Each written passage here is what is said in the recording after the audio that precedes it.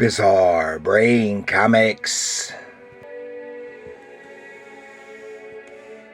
The Dark Librarian.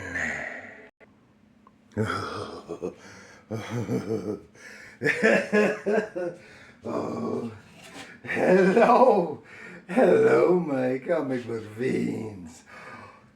It is I, the Dark Librarian, here for Bizarre Brain Comics, and I'm here to wish you Happy Halloween!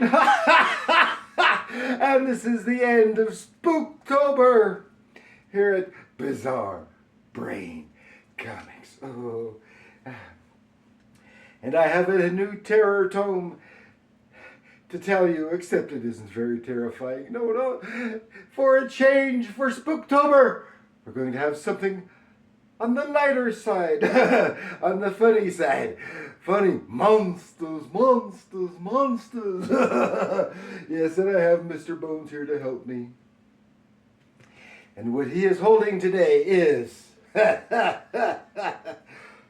Mad Monster Party from Dell Comics, 1967. It is an adaptation of the movie of Mad Monster Party.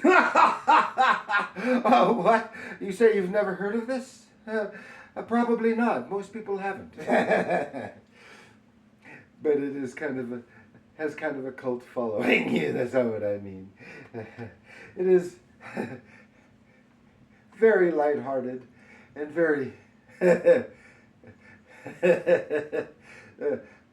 spookafunny, if that's a word. No, it's not. Oh. So,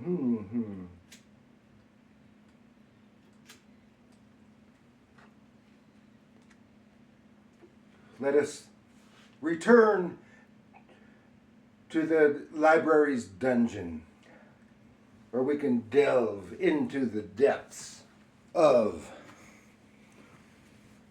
Dell Comics Mad Monster Party. Here we are back at the dungeon. And here you can get a little look at Mad Monster Party. It says Mad Monster Party. Dell Comics, 1967. The comic adaptation of the Rankin Bass stop-motion puppet animated movie. These are the same people who did the Christmas holiday specials, like Rudolph the Red-Nosed Reindeer and Santa Claus is Coming to Town. Yeah, those. And they have done movies as well. And I was going to say something, and I suddenly forgot what it was. Oh, well. And the movie, it was a musical comedy from Embassy Pictures. And it starred the voices of Boris Karloff. Yes, the real Boris Karloff. And Gail Garnett, who is a singer. Phyllis Diller, the comedian. And virtually all of the other voices were done by Alan Swift, who is a magician, comedian, and voice actor. It was directed by Jules Bass, written by Len Korobkin and Harvey Kurtzman. Harvey Kurtzman, Harvey Kurtzman, of creator of Mad Magazine, yeah, and but it was based on a story provided by Arthur Rankin Jr. While not as well known as the holiday specials, it has become a cult film and is a spoof of the classic monster movies. And there aren't a real lot of characters in it either. But I have no idea. I couldn't find anything on who did who wrote the adaptation or drew it. The cartoonist did an admirable job of rendering the puppet characters from the movie, and the writer did a decent adaptation job. There's a few things, things like left out, like all the musical spots. But there's a major change in the conclusion of the story. It still changes. It still happens the same way, but now I'm looking online, and good copies of this go for over $100. And this is pretty rough. I even had to do some taping on it, and you can see it's pretty rough. Now, I had never heard of the movie until I come across this comic several years ago. And then, just 3 or 4 years ago or so, is the only time I ever saw it. I found it on, I think it was Turner Classic Movies, and I haven't seen it even listed there since then. And that was the only time I've seen it. And it is a fun movie. And it's a fun comic book. Of course, being a comic adaptation, it just lacks so much of what the movie had because of the, the sight gags and stuff in the animation. But they make a good effort at it. And you can see here on the cover, I have the puppets. They have, and there's the monster himself. That is the Hunchback, Igor. This is supposed to, at the place, all the servants are zombies. And the head servant is based on Peter Lorre. And then our main character is or Boris Frankenstein. Baron Boris Frankenstein. Played by Boris Karloff himself. And of course, if you're not familiar, yeah, and here he is. This is about probably what he would have looked at like about that time. And then a rendition of the monster that he played, the creature that he played. So, let's have a look inside. Yeah, Mad Monster Party. And here they have, the title have a question mark on it, but they don't have the question mark on the title here. So, and it's an island, a mysterious, isolated island castle of the strange and fantastic scientific genius Baron von Frankenstein. Oh yeah, and he's just developed his newest and most radical invention. He tests it out. Kablooey! It's a vial of some liquid that uses a little eyedropper, and it's the most powerful explosive ever known. Kablooey! And but he is. To celebrate this and to make a big announcement, he is inviting all of the other monsters in his association, because he is the head of the Monster Association of the World, whatever they call it, World Monster Association or something like that. And here is Dracula, made to look a lot like Bela Lugosi, getting the message. And here's, of course, the Mummy, and here's the Hunchback in his bell tower. Ga-ding, ga-ding, ga-ding. The Wolfman, or Invisible Man, Dr. Jekyll, and Mr. Hyde. And they're already anxious to go. And then we have a change of scene at Cronkite's drugstore. And here is Felix Flanken. He's a pharmacist with a bunch of allergies, always having to take his little nose drops and stuff. And he's kind of nervous and clumsy, and he's getting yelled at by Mr. Cronkite, who is his boss at the pharmacy. And he spills a bunch of stuff. Gets a letter. It's an invitation. Oh, to something in the Caribbean. Oh, on a Caribbean island, a big scientific convention. Oh, he said, "Can I get the time off?" And says, "Just get out of here." So he goes. Well, he's sneezing and stuff. Then we switch back to the castle. And here is, what's her name? Francesca. She is the Baron's assistant. And there's the Frankenstein's monster getting a little eyeful, just eyeballing her until the bride of Frankenstein snatches him and chews him out. You just stay away from that girl. And here he is and you get little sight gags like the taking care of the plants, and then the plants are vicious and voracious, and she's laying out. He is telling her his plans. He's going to retire and leave everything to his nephew, Felix Flanken. and she's not very thrilled with that. And then we see that the have all the servants, zombie servants, are going to. They're getting the lowdown and stuff to take care of everybody. But the head one, Yetch, he keeps losing his head. So finally, Dracula appears. Boom, says, "My dear doctor, how nice to see you again," etc. Then there's the Wolfman, and all the guests start showing up. Both, and then they're having a big banquet dinner, and says, "Okay, now we're." And he's starting to lay things out. Well, she connives with Francesca. She connives a little bit with Dracula because he's going to retire and leave everything to his nephew, and they're going to want to get together and get rid of the nephew and then take over because they want all the scientific power and the new formula and all that other stuff.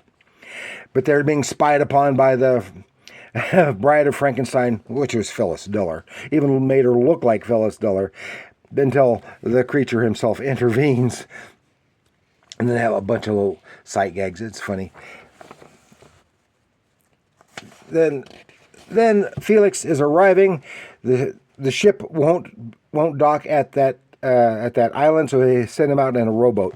He rows in on his own, and of course he's clumsy. They fall in the water and everything. Then the uncle brings him to the castle, and they have Francesca and Dracula come up with a plan for eliminating Felix while he's getting a tour of the island by Francesca. But he's so innocent. He doesn't realize that the Wolfman is the Wolfman. Thinks it's a dog and plays fetch with him. Sees the mummy's going to get him, but the mummy keeps getting unwrapped, and Felix thinks he's an injured person and just wraps him back up. Then he's being attacked by all the insects, and he sprays him, uses the bug spray. And then when Dracula's going to get him himself, and he goes, sprays him. Ah! Finally, while they're having a picnic, he tries to get Felix, and he keeps fumbling. He finally, he accidentally clumps himself, and he introduces himself. Then,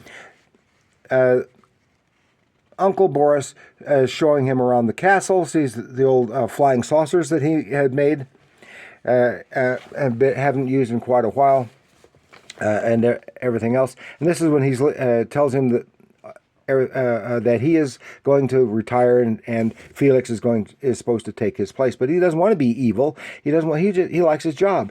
Well, they're still finally.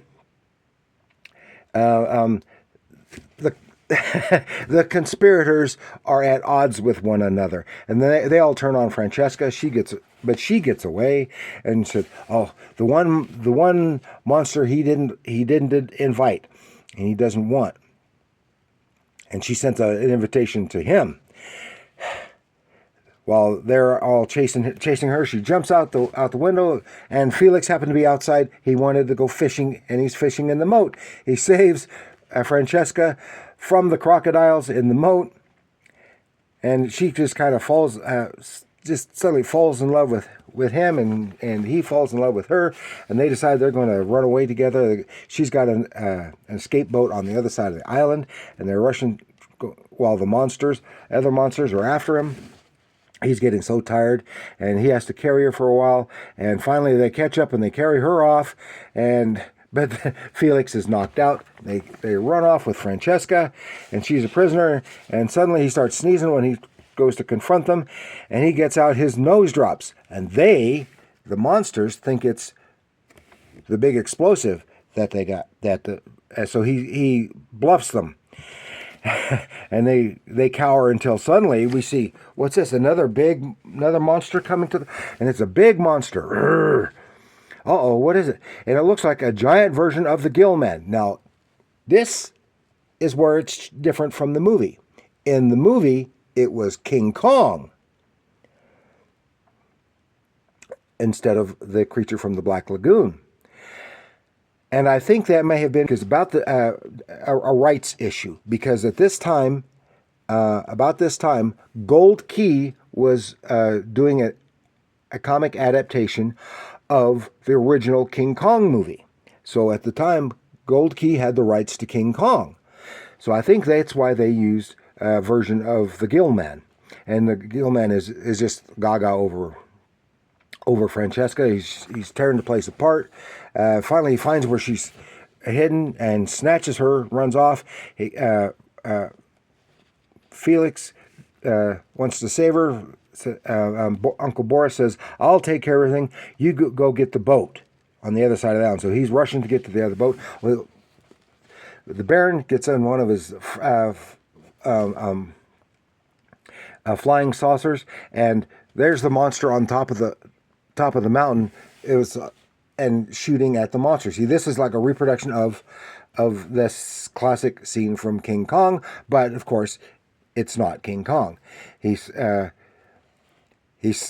sets the girl down. She rushes off to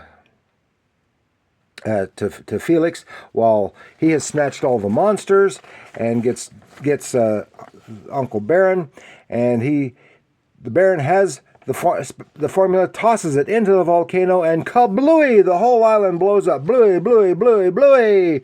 And Felix and Francesca are safe in the boat heading away from the island. But then they find out one thing. He wants to marry her and all this other stuff. He said, "I do love you, but we can never be married. You see, I'm not a human being like you. I was created by the Baron. Where other women have a heart, I have a mainspring. Instead of lungs, I have a battery-operated pump and metallic joints that will one day grow rusty and stiffen. Well, Francesca, none of us are perfect," and they run off together into the sunset. Oh, that's a fun little bit of Halloween fun, monster fun. It's a mad monster party. Monsters, monsters, monsters. Oh, yeah, I hope you enjoyed that. I sure did. So thank you for joining me. Please like, share, subscribe. Do leave your comments down below. Are you familiar with the Mad Monster Party movie? Have you seen the movie? Have you seen or read the comic book? Or were you, like me, went most of your life never having known of its existence? Well, that's all. And remember, even when it's puppetry and stop motion animation, comics are art.